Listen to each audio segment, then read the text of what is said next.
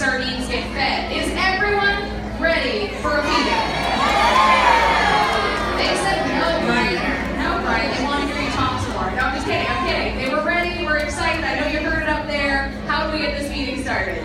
All right, I'm going to go ahead and give Michelle a big signal. She's going to get this podcast meeting started for those hungry sardines. All right. This is a super secret hand signal. Please do not share that with your friends. Okay.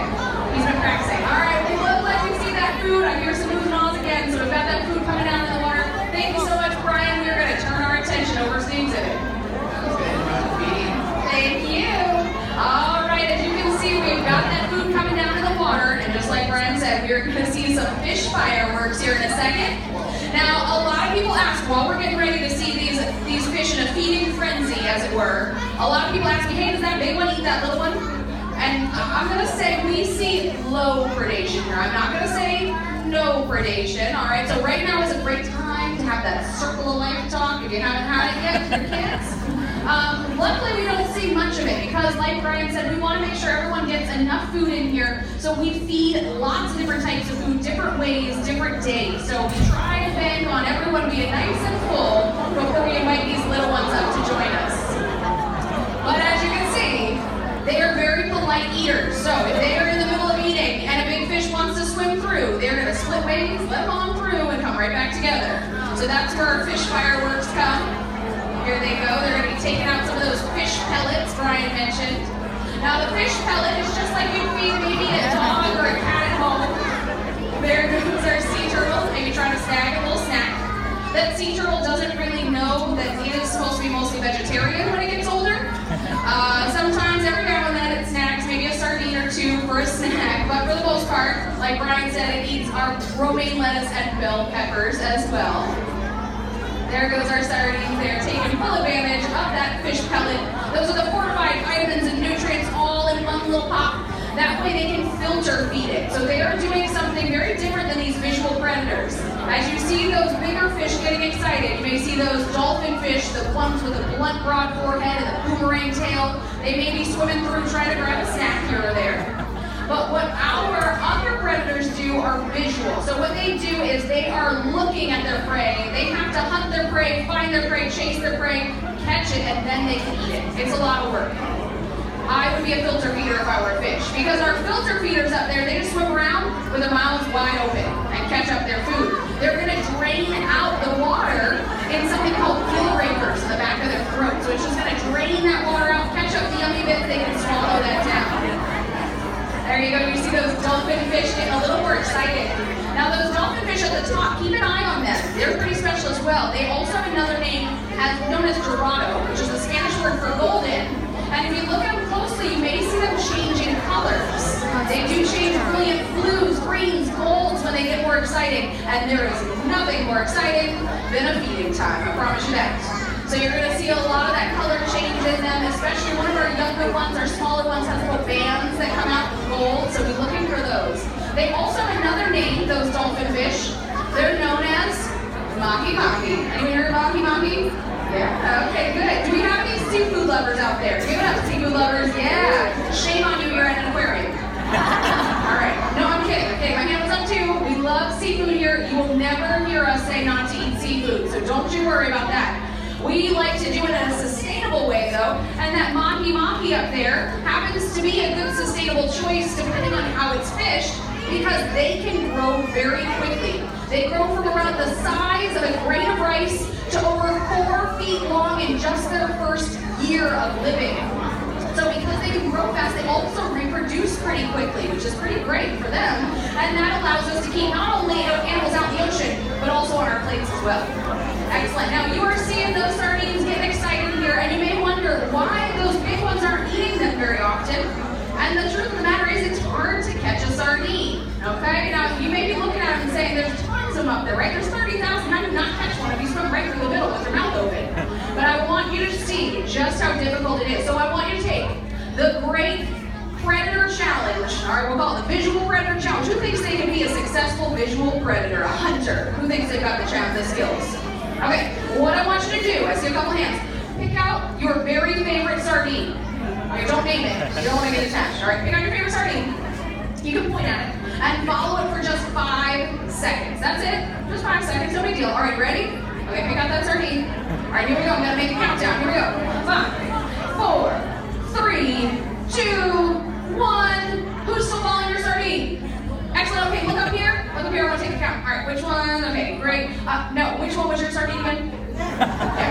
Oh, you got it. All right, good. We've got a couple people that still have them, but it's pretty challenging, right? It is hard to follow just one sardine in there because they're all glittery, they're tiny, they're fast, and they move all together. So they can confuse predators very, very easily. So they've got some pretty smart adaptations that help them. And they're not just following each other, they can also sense each other with special organs in their skulls that they can actually sense slight movements in the water. Now that our sardines have gone down a little bit, let me show you how we feed some of our other animals here at the aquarium. I talked about that target feeding with Ryan a little earlier, and I want to show you exactly how our sea turtles eat because it's pretty darn cute.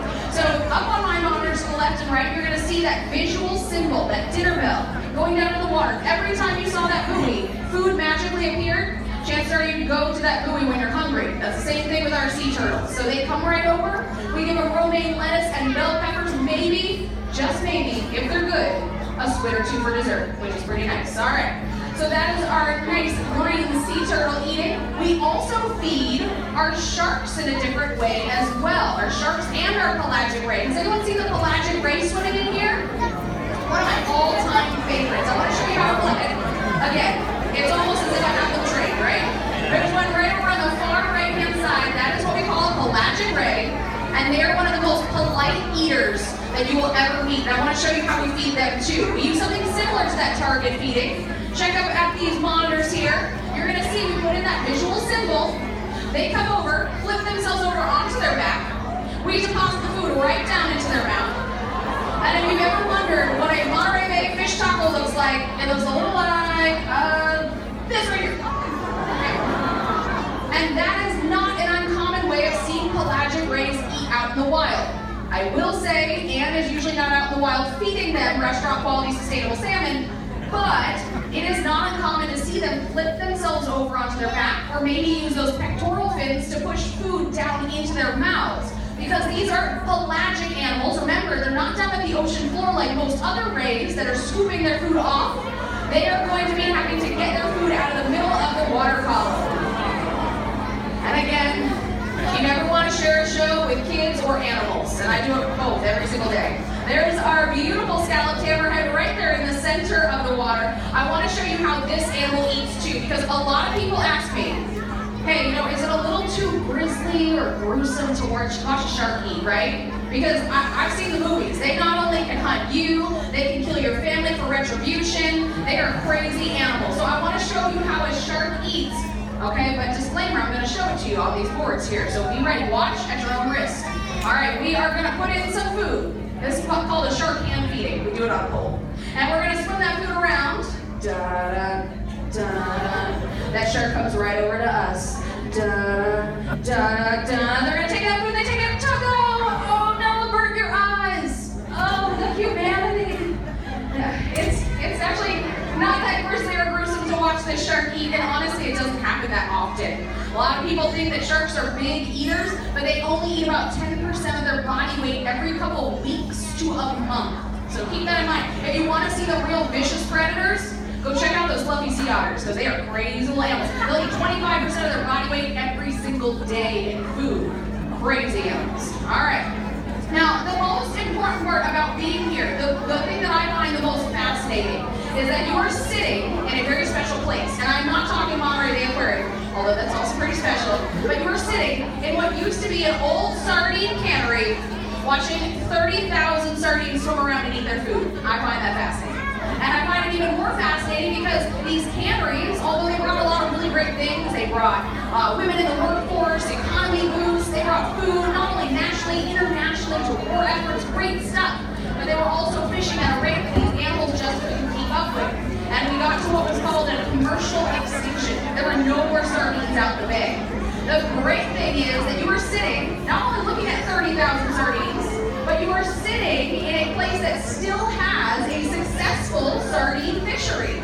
And we still pull these animals out but we do it in a much more managed way to make sure they not only stay out there in the ocean, but we also get to see them on our plates. Again, we love seafood here, so please eat your seafood. Just make sure you're doing it in a smart way.